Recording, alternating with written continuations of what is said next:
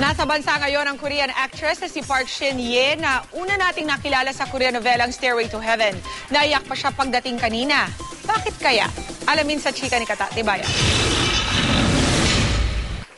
Simple, pero maganda ang Korean star si Park Shin-hye nang humanap siya sa press kanina. First time ni Shin-hye sa Pilipinas. Kaya aminado ang Korean pop star na hindi raw siya nakatulog kagabi dahil sa sobrang kaba. Pero hindi naman siya binigo ng kanyang Pinoy fans nang salubungin siya sa airport kanina. Kaya naiyak daw si Shin-hye sa mainit na pagtanggap sa kanya.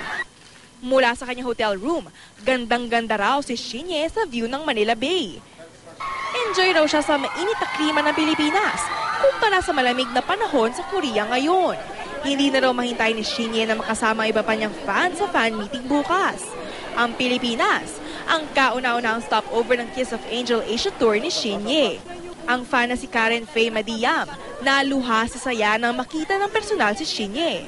You'll always be the brightest stars in our hearts. Also, even if we are Gyun-shin couple supporting, pero mahal na mahal po namin si Miss Park Shin-hye. Ang fanboys, sumayaw at kumanta rin sa airport sa labis na excitement. Katati Bayan updated sa showbiz happenings.